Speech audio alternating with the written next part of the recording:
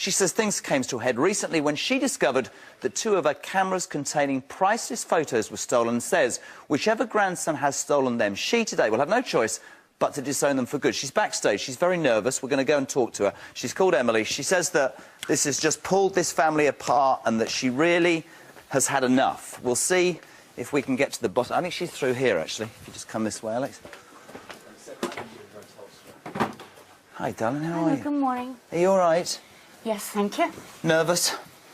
Yes. Welcome to the show. I think it's really easy sometimes for us to be here on a daily basis and do another lie detector and think to ourselves, oh, well, somebody's stolen. But I wanted to hear from you because these 2 grandsons, Daniel and Stuart, they have a reputation, they have a background, they have a past. Yes. What's it done to the family to think that their own would steal?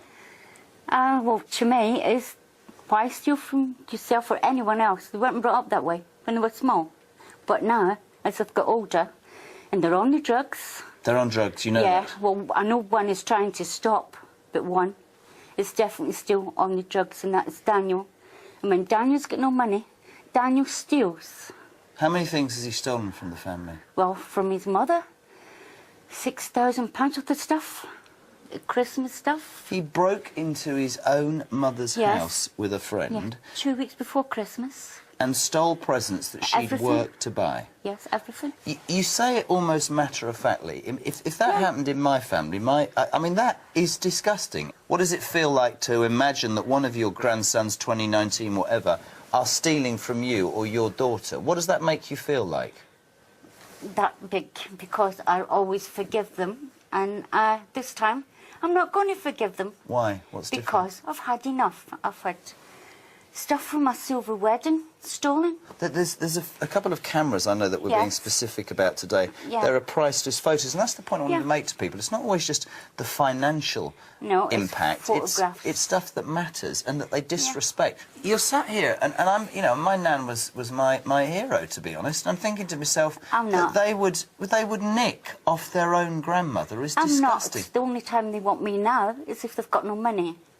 It's Nana, can you give me money, or Nana, I owe money to a drug dealer, can... He'll say to his nan, I owe money to a drug dealer. Yes, can... But you're almost laughing. I'd go, I don't know what I'd do. I wouldn't want them to get beaten up. That's the point. I've seen someone get beaten up with this certain person that they do... Well, I'm not advocating that, but I'm advocating that you should know that there are things in life that you do and things you don't. I mean, you know, how low can you get? Like we said, they broke into the house 2 weeks, Daniel did, before Christmas. They've taken Christmas presents from under the tree. They've taken money off their mother. They allegedly or might not have taken cameras with photos of you. Do they get on together? Are they a pair? No, they fight. They fight. So you don't know who it is? You don't know? No, because they used to live with me, and then Daniel went back to... Stuart went to live with his girlfriend. And when he took the ring from my house, he admitted that he'd done it. You must despair. You must despair, though. And I thumped him. God forgive me. I stood in the second step and I thumped him. Oh, God. And I said, don't you do that to me again. It's just disrespectful. And I didn't speak to him for a month. What happens today? We have both of them. Daniel, he's going to come out and protest his innocence. So is Stuart. We've got your daughter, Emma, their mother as well. What happens if one of them has stolen from you? Well, if one of them had stolen from me, don't matter who it is, by the time they go back to where they live, the police will be sitting outside the door. When I move from this studio, I phone my husband, tell them which one it is, and tell the police to go and arrest them. I don't care if they're on probation. I don't care if they're paying fines.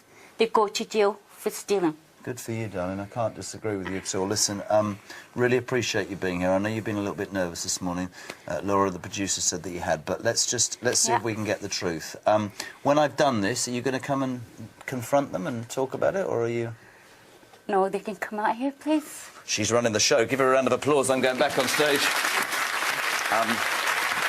Sweet lady, 67, on national television, finding out whether 2 of her grandsons have stolen priceless stuff from her. We're going to get the truth, I promise you that.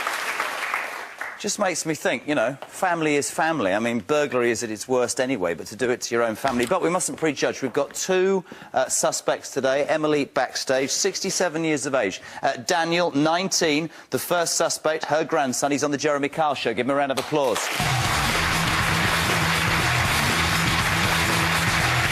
How are you? Before you sit down, what do you see when you look at that? Granny? Have you stolen off her? No. Have you ever stolen off her? No. But you've stolen off your family. Before, like, when it was the Why would you do that, then? Because I was in a bad crowd. Like, Bad crowd, Yeah. yeah. But it was my fault, really, though. Of course it was. Yeah, of course it was. Yeah. I made stupid decisions. Sit down. So let me get this right. I want to prove today on the Jeremy Kyle Show I haven't stolen these priceless cameras that have these photos. I don't even live near enough to do it. But you got a track record, son? Yeah, I've got a track record, like, once. What, once why? Tell me about once. What did you nick? I can't remember what it was. Well, how old were you? This was years ago when I was about 13. Have you ever stolen anything since then? No. You told my team my brother has stolen a ring from his nan before. It must have been him 100%. I've always felt you said like the black sheep of the family. I feel like the one that's always blamed. You feel like you've been ostracised. Why? Yeah. Because, like, if he's done something, then it doesn't really matter. Like, he'll get away with it. Like, if it was me, then it'd be like, we'll hit the fan. She made a big point about how, and she didn't say both of you or one of you, she talked about drugs. Are you on drugs? No, well, now and then. Now and then? Spliff, but that's nothing Do major. what? It's like now and then I have a dodge spliff, like, but... Well, it's not legal, is it? No. No, so it is a big thing then. So where'd you get your money for your spliff occasionally? When I get paid. Sorry? When I get paid. Is it easy to sit there and go, oh, I'm the black sheep of the family, I've had a hard time? This is a 67-year-old lady who's on national television because she doesn't trust you and your brother. What's your relationship like with your brother, by the way? We don't get on. There's your brother backstage, that's Stuart. He even stole my girlfriend. Yeah.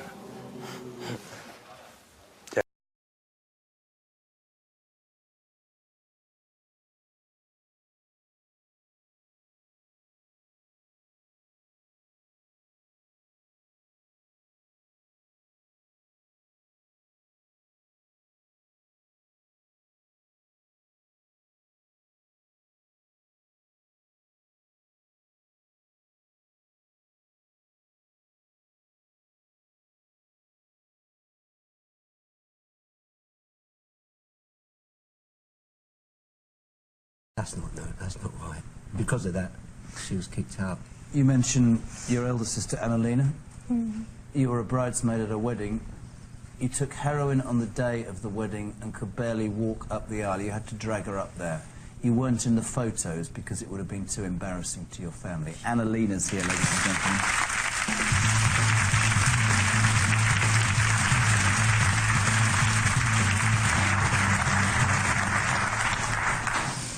Welcome to the show, my darling. What's it like for you to see what she's done to herself? Awful, heartbreaking. It's destroying us all. And her. Tell her. You stop it. Do it. I'm going to dying. One way or another. Nice sisters, nice family. They're great. And she's great. She's got back on track. Do any of you on this stage believe that this is the moment, or does everybody think this is just this from her? No. I think it's the moment, Yeah, personally. she knows. Like, She wouldn't knows. come on today if it wasn't. But you had to go and get her. Yeah. It would take a lot, though, to have to come on in front of everyone you know. All of our childhood friends that don't even know she's in this way. It's a big thing for her. Lowest moment for you, Annalena? The other night when I seen her, when we went to get her, she showed us like where she'd been injecting and that. It was just awful. What was the drugs den like? It was just a flat, we didn't go in. Basically, the guy opened the door and we just said, give me my sister, basically. And Laura came out, and then we left. Laura? Do you want to change? I do. I miss my son so much. Let's get Dr. Aaron Ghosh on the Kyle Show, please, ladies and gentlemen. How are you? Aaron, welcome back. Always great to see you. You've been listening backstage. Tragic story, and, you know, by anybody's standards, 3 beautiful girls and one who at 24, from the age of 14, has been taking heroin, has been selling her body, 500 men, for money to get drugs, who is injecting her... Sleep with her? No, I didn't. And you didn't sleep with him? No, Jeremy. We asked Lucy, have you ever passionately kissed Trevor? This is the man you've been with for 11 years. A man whose lie detector test was inconclusive because he took medication for his back, which we told him not to, but he did, and then he went in the test. So you might think in your head he was trying to fudge the issue, but both of them are saying they didn't have sex. We asked Lucy, have you ever passionately kissed Trevor? Your daughter said no. Why did you say no? Telling the truth. This test says you're a liar, love.